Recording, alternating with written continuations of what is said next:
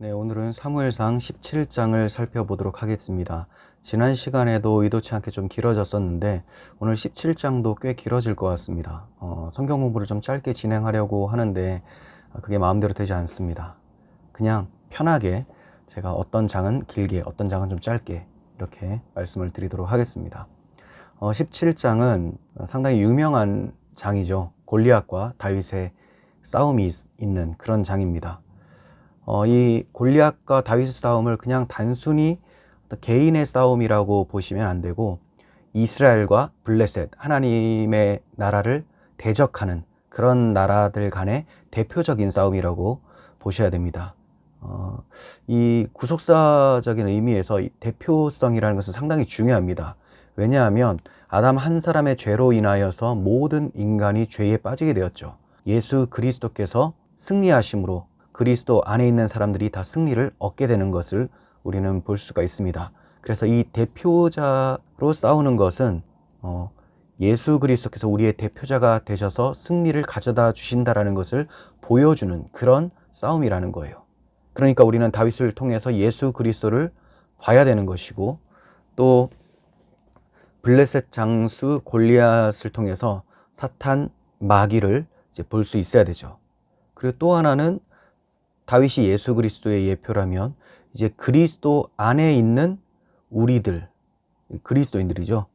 그리스도인들도 다 다윗에게 적용을 시킬 수가 있고, 또 그리스도인들을 대적하고 교회를 대적하는 적그리스도 세력을 블레셋 장수로 볼 수가 있는 것입니다. 자, 이런 식으로 초점을 두시고 본문을 보도록 하겠습니다. 먼저 1절, 3절까지 보시면 내용이 그렇습니다. 블레셋 진영과 이스라엘 진영이 서로 대치하고 있는 상황이에요.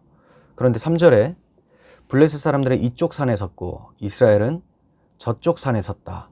그 사이에 골짜기가 있었더라. 이렇게 얘기를 하죠. 쉽게 건너갈 수 없는 상황임을 보여주고 있습니다. 이것 또한 영적인 의미, 구속사적인 의미가 있어요. 그러니까 진영이 두 개로 나눠진 거예요. 진영이 두 개로 나눠진 것은 창세기 3장 15절부터 나눠지죠. 창세기 3장 15절에서 여자의 후손과 뱀의 후손으로 이제 나뉘어지게 되는 것을 보게 되죠. 역사는 항상 두 줄기로 흘러간다고 제가 자주 말씀을 드리는데, 여자의 후손 줄기, 바로 예수 그리스도 안에 있는 사람들, 그리고 뱀의 후손의 줄기, 마귀의 줄기에 있는 사람들, 이렇게 역사는 진행이 되고 있습니다. 이 이스라엘 백성들은 지금 하나님의 나라 백성입니다. 그러니 반드시 이 전쟁에서 승리를 해야 되는 거예요. 이 세상이 하나님 나라와 세상 나라의 전쟁이잖아요. 그 결말은 당연히 하나님 나라의 승리입니다. 그러니 이 전쟁에서도 승리를 이루어야 되는데, 문제는 승리할 수 있는 장수가 이스라엘 편에서 찾아보기가 어려워지는 그런 상황이라는 거예요. 하지만 블레셋 진영에서는 한 명이 나오죠. 골리앗이에요. 골리앗이 이스라엘 백성들을 무시하면서 막 이제 나와봐라, 이런 말을 하고 있죠. 자, 그게 10절입니다. 그 블레셋 사람이 또 이르되 내가 오늘 이스라엘 군대를 모욕하였으니 사람을 보내어 나와 더불어 싸우게 하라. 네.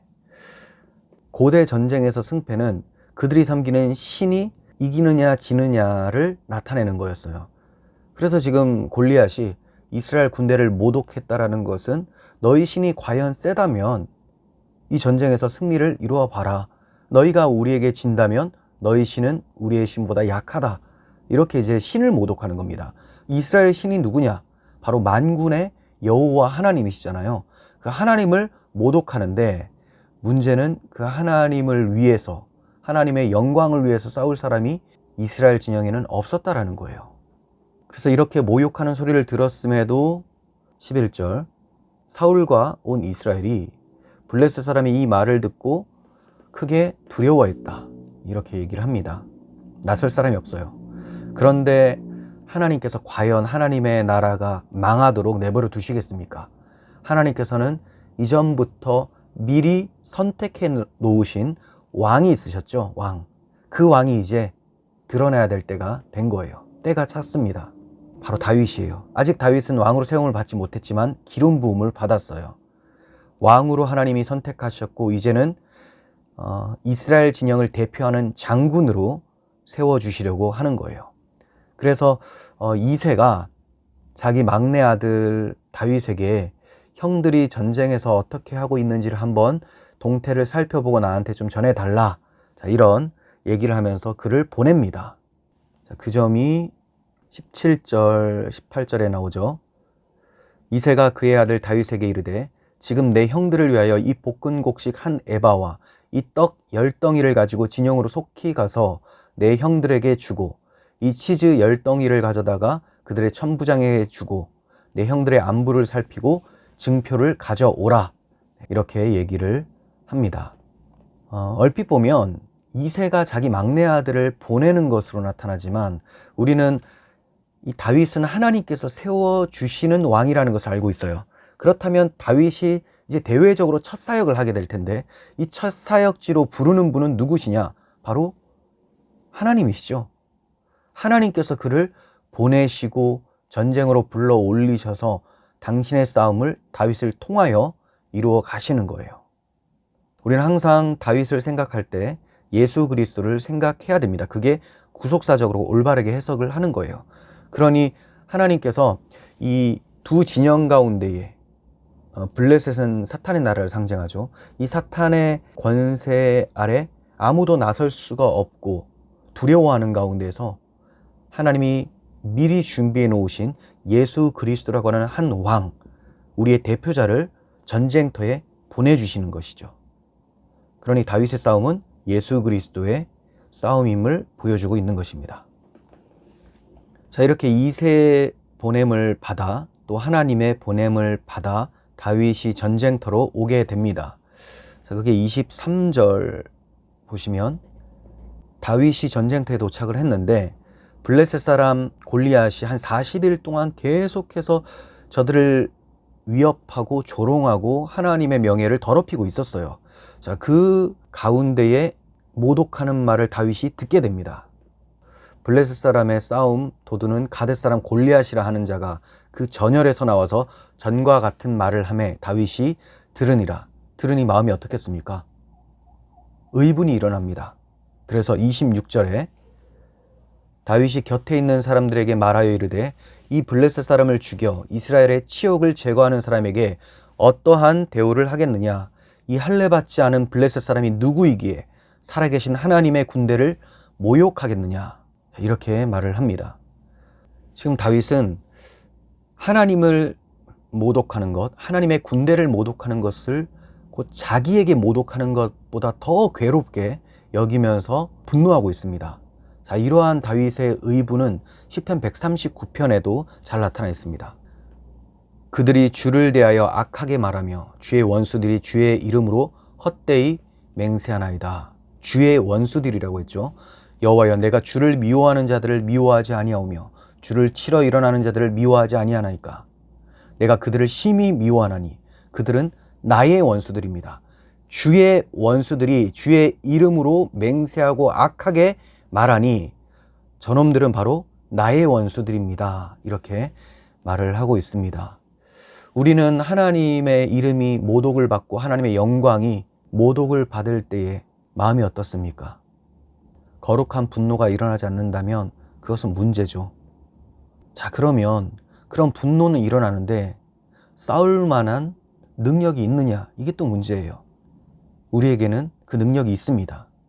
왜냐하면 이 싸움은 하나님과 사탄의 세력과의 싸움이죠. 나와 어떤 사람의 싸움이 아니에요. 다윗은 그것을 알고 있었습니다.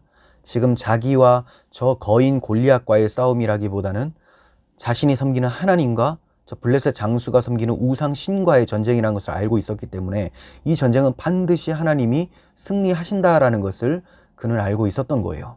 자, 그러다 보니까 당연히 승리에 대한 확신이 나오겠죠. 그래서 그가 46절에 여호와께서 너를 내 손에 넘기리니 여호와께서 너를 내 손에 넘기실 것이다. 그리고 47절에서도 그가 너희를 우리 손에 넘기시리라. 확신에 차 있습니다. 아니, 뭐가 자기가 잘났다고, 무슨 힘으로 싸우겠다고. 자기가 싸우는 게 아니죠. 하나님께서 자기를 대신하여 싸우실 것을 알고 나아가는 거예요. 믿음으로 나아가는 것입니다. 그래서 그가 45절에서 뭐라고 하느냐. 너는 칼과 창과 단창으로 내게 나오는데 나는 만군의 여호와의 이름으로 나아간다. 네가 모욕하는 이스라엘 군대의 하나님의 이름으로 나아간다. 그러니까 어떤 싸움이냐? 칼과 하나님과의 싸움이에요. 칼과 하나님. 세상과 하나님의 싸움입니다. 사탄과 하나님의 싸움입니다. 누가 이기겠습니까? 당연히 하나님이 승리하시는 것이죠. 그걸 확신하며 나아가는 것이 믿음의 사람이에요. 다윗의 무기는 칼이나 창이나 단창, 세상 사람들이 힘이라고 생각하는 것이 아니었습니다. 세상의 무기가 아니라 하나님의 전신갑주를 입습니다. 하나님의 언약을 믿어요. 하나님의 이름을 의지합니다. 그렇게 나아가는 것이 그리스도인의 담대함이며 무기가 되는 것이죠. 다윗은 이 전쟁이 하나님께 속해 있음을 알았기 때문에 승리를 확신할 수 있었어요. 자, 47절 하반절. 전쟁은 여호와께 속한 것인즉 그가 너희를 우리 손에 넘기시리라. 전쟁은 여호와께 속해 있습니다. 네, 이런 관련 구절이 있습니다. 시간 관계상 찾아보지 않겠습니다. 그러면 하나님께서는 이 전쟁의 승리를 통해서 무엇을 드러내시려고 하실까요? 하나님 자신을 드러내시려고 하는 거예요. 하나님이 어떤 분이신지. 자, 그 점이 46절에 온 땅으로 이스라엘의 하나님이 계신 줄을 알게 하겠다. 이렇게 말씀하죠. 온 땅으로 이스라엘의 하나님이 계신 줄. 우리 예수님도 십자가에서 모든 사탄 권세를 소멸을 하시고 승리하신 이유가 바로 하나님이 택하신 교회의 주인이심을 나타내시고 모든 만물을 창조하신 창조주자, 구원자, 만군의 여호와이심을 나타내시는 것입니다. 그러니까 이스라엘의 싸움은 하나님이 누구신지를 드러내는 싸움이에요. 예수 그리스도의 십자가로 인해서 우리는 하나님이 어떤 분인지를 알게 되죠. 그분은 공의로 심판하시는 하나님, 자기 백성을 긍휼히 여기시며 자기 백성을 사랑하시는 하나님이심을 알게 됩니다. 십자가 앞에 서면 하나님을 바르게 알게 되는 것이죠. 십자가 없는 복음은 다른 복음이죠. 그들이 십자가 없이 하나님을 믿는다고 해도 그것은 철학적 신관에 지나지 않습니다. 성경이 말하는 하나님은 반드시 십자가 복음을 통해서 우리에게 계시됩니다. 그리고 다윗이 이렇게 골리앗과 전쟁을 하게 되는데 49절에 손을 주머니에 넣어 돌을 가지고 물매로 던져 블레셋 사람의 이마를 치매 돌이 그의 이마에 박히니 땅에 엎드러지니라. 이렇게 말씀합니다. 다윗의 무기는 칼과 창이나 단창, 세상 사람들이 생각하는 무기가 아니었죠. 하찮아 보이는 돌멩이. 결국은 세상 사람들은 하나님의 권능이 아무것도 아닐 것이다 라고 얕잡아 보고 있는데 그 결과는 하찮아 보이는 것으로 하나님은 큰 일을 행하신다, 승리하신다라는 것을 보여주고 있는 거예요. 블레셋 사람의 이마에 돌이 정확하게 박히게 됩니다. 엎드러졌어요. 그래서 다윗의 어떤 기술이나 능력 이런 걸 말하는 게 아니에요. 이 본문을 가지고 설교할 때 주로 보게 되는 해석은 다윗처럼 열심히 충성되게 돌팔매질을 하고 또 양을 충성되게 치는 이 훈련이 있어야지 하나님께 귀한 쓰임을 받게 된다. 이렇게 교훈적으로 접근하는 경우가 많은데 다윗의 능력이 아닙니다. 하나님의 철저한 간섭하심과 권능이 다윗을 통해 나타난 거예요. 그렇게 교훈적으로 가면 안 돼요. 시편 144편 1절 보시면 나의 반석이신 여호와를 찬송하리로다. 그가 내 손을 가르쳐 싸우게 하시며 손가락을 가르쳐 전쟁하게 하시는도다. 자, 그러니까 다윗이 돌을 던질 때 그 다윗의 손을 사용하셔서 엄청나게 빠른 속도로 또 돌이 정확하게 블레셋 장수의 이마에 박히도록 하신 것은 하나님의 역사였다는 것을 보여주고 있는 거죠. 자, 이렇게 적장에 머리가 떨어지게 되는 것을 통해서 창세기 3장 15절에 여자의 후손이 뱀의 머리를 상하게 할 것이라는 것을 떠올리게 합니다. 그리고 다니엘서 2장 34절 35절에서도 느부갓네살이 금신상 환상을 보게 됩니다. 그 금신상은 앞으로 일어나게 될 강대국이죠. 이 강대국을 무엇이 박살을 냈느냐? 바로 손대지 아니한 돌, 손대지 아니한 돌. 네, 사람의 어떤 힘이나 공로, 노력이 들어가지 않은 오직 하나님으로부터 나오는 돌, 손대지 아니한 돌.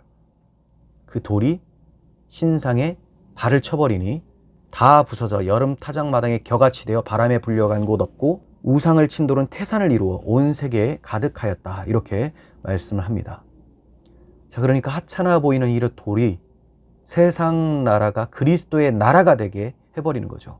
그러니 이 돌은 바로 우리의 견고한 반석이신 예수 그리스도를 나타내는 거예요. 다윗이 던진 돌, 또 하나님께 쓰임받은 다윗은 바로 예수 그리스도께서 십자가에서 사탄 마귀의 권세를 무너뜨리고 머리를 상하게 하시는 대속의 복음을 나타내고 있었던 것입니다. 이렇게 다윗이 블레셋 장수를 쓰러뜨리니 이제 전세가 완전히 역전이 됩니다. 장군이 무너지니 그 뒤를 따르는 사람들도 다 무너지게 되는 거예요. 겁에 질려서 도망하기 시작합니다. 자, 51절. 다윗이 달려가서 블레셋 사람을 밟고 그의 칼을 그 칼집에 빼내어 그 칼로 그를 죽이고 그의 머리를 베니 블레셋 사람들이 자기 용사의 죽음을 보고 도망하는지라. 이스라엘과 유다 사람이 일어나서 소리 지르며 블레셋 사람들을 쫓아 가이와 에그론 성문까지 이르렀고 블레셋 사람들의 부상자들은 사라임 가는 길에서부터 가드와 에그론까지 엎드러졌더라. 네, 이스라엘과 유다 사람들은 소리를 질러요. 우리가 이겼다. 이제 쫓아가서 죽이자. 막 난리가 났습니다. 블레셋 사람들은 도망하고 있죠. 이게 왜 그러냐? 대표자 간의 싸움에서 승리하거나 패하였기 때문이죠. 우리도 마찬가지입니다. 우리는 이전에 사탄 마귀의 권세로부터 종살이 하던 자였죠. 아무도 그 권세에서 벗어날 수 있는 힘이 없었습니다. 다 두려워 떨고 있었어요. 하지만 우리의 대장 되시는 예수께서 앞서 나가 싸워주시니 십자가로 승리하시니 이제 우리도 승리를 경험하며 그 잔당을 소탕할 수 있게 된 거예요. 그러니까 우리 인생의 싸움들은 이미 이겨놓은 싸움을 리와인드 하는 것 또는 머리가 떨어진 뱀의 꼬리가 움직이는 것을 처리하는 그런 싸움인 거죠. 승리한 싸움이에요. 자, 이 점을 요한복음 16장 33절에서 주님께서 말씀하십니다. 세상에서는 너희가 환난을 당하나 담대하라. 내가 세상을 이기었노라. 세상에서 너희가 환난을 당한다. 뱀이 머리가 떨어진 채로 꼬리를 막 움직이기 때문에 마치 이게 우리를 치는 것처럼 보일지라도 걱정하지 마라. 담대하라. 내가 세상을 이겼다. 내가 십자가에서 뱀의 머리를 상하게 했으니 꼬리가 너희를 물 수가 있겠느냐? 절대로 너희를 정죄할 수가 없다. 그러니 너희도 이긴 싸움을 담대하게 싸워 나가라 라고 말씀을 하고 있는 거죠. 이게 생각나는 찬송은 십자가 군병들아죠. 십자가 군병들아 주 위에 일어나 기들고 앞서 나가 담대히 싸우라. 주께서 승전하고 영광을 얻도록 그 군대 거느리사 이기게 하시네. 네, 주님이 승리해 주셨기 때문에 주님의 영광을 우리에게 나타내시기 위해서 주님이 영광을 얻으시기 위해서 그 군대를 우리들 교회를 거느리사 이기게 하신다. 남은 싸움도 이기게 하시는 것입니다. 그러니 믿음의 싸움을 하는 그리스도인들은 두려워할 필요가 없어요. 우리 주님이 이긴 싸움을 싸우는 것이기 때문에 담대히 승리를 확신하며 나아가시기를 바랍니다. 자, 그러면 어떻게 무엇을 가지고 승리하느냐? 바로 만군의 여호와 이름이에요. 이름. 하나님의 언약을 들고 나가 싸우는 겁니다. 바울 사도는 전신갑주를 입으라고 하죠. 복음으로 무장하는 거예요. 복음으로 무장해야지만 이길 수가 있어요. 이것은 영적인 싸움이기 때문에 세상의 전쟁과 같은 칼과 총 이런 싸움이 아닙니다. 기도하고 말씀 선포하고 그 말씀을 살아냄으로써 사탄 권세가 점점 소멸해 가게 되는 것입니다. 자, 이제 마지막 부분을 좀 볼 텐데 55절에서 58절, 55절에서 58절까지의 내용인데요. 전쟁에서 승리한 다윗을 사울이 상당히 보고 싶어 합니다. 궁금해해요. 그래서 자기에게 불러오라고 하고 그가 누구인지 묻는 내용이 나옵니다. 좀 이상하죠? 분명히 16장에서 자신이 악령에 들렸을 때 다윗을 불러서 다윗이 하프를 연주해서 그 악령을 제어했었잖아요. 그럼 분명히 알아야 되는데 마치 모르는 것처럼 물어요. 이 소년이 누구냐? 예.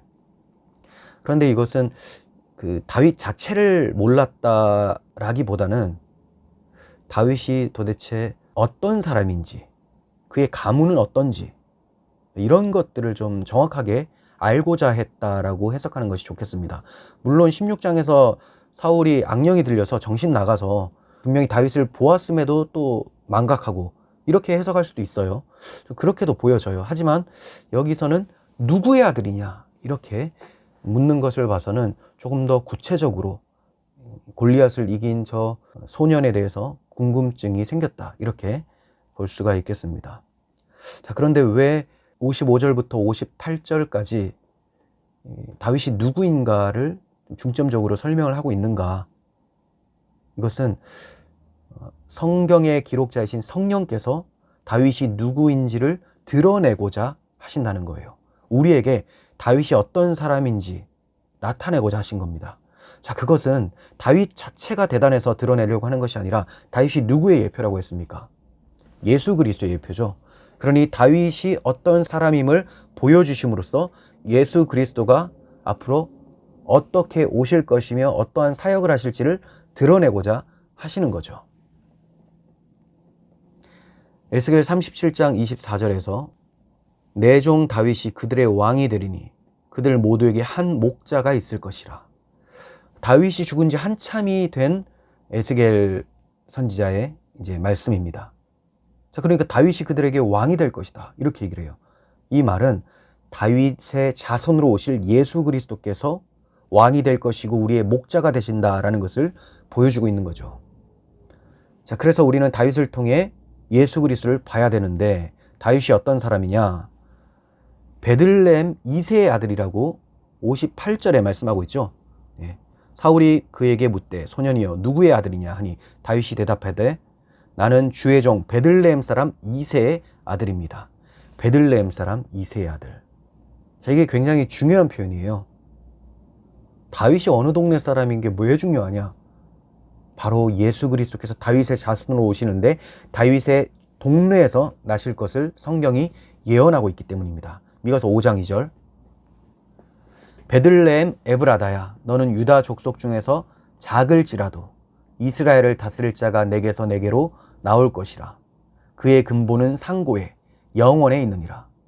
네, 베들레헴 에브라다야 마을인데 베들레헴 마을인데 정말 작은 마을이지만 이스라엘을 다스릴 자 왕이에요. 이스라엘의 왕 내게서 베들레헴에서 나서 나에게로 하나님께로 나올 것이라. 그런데 그분이 어떤 분이냐? 그의 근본은 상고의 영원에 그러니까 이 세상 사람이 아니라 하나님과 함께 계셨던 분 하나님의 아들이라는 거예요. 하나님의 아들이 베들레헴에서 태어나서 이스라엘을 다스릴 것이고 그 이스라엘의 왕이 다시 하나님께로 나올 것이다. 이렇게 말씀을 하고 있는 것이죠. 이처럼 예수님이 베들레헴에서 태어나실 것은 구약시대 선지자를 통해서 말씀하고 있었습니다. 요한복음 7장 42절도 보시면 성경에 이르기를 그리스도는 다윗의 씨로 또 다윗이 살던 마을 베들레헴에서 나오리라 하지 아니하였느냐. 그리스도는 다윗의 씨로 오실 것이다. 다윗의 자손 그리고 베들레헴에서 태어날 것이다. 그리고 이새의 아들이라고 하죠.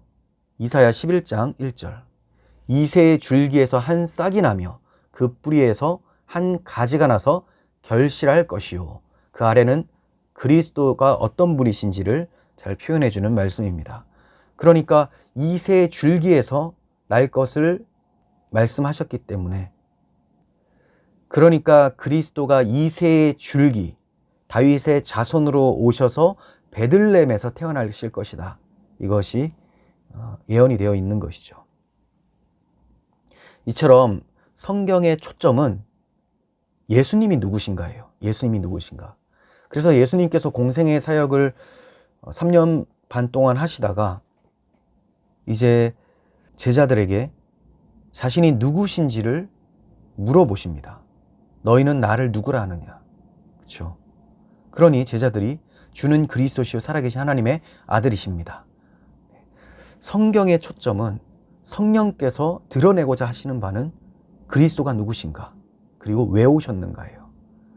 그래서 예수님이 어떤 기적을 베푸실 때마다 그가 누구이기에 바다도 잠잠하는가, 이렇게 그가 누구이기에, 이런 표현이 자주 등장하는 것을 보게 됩니다.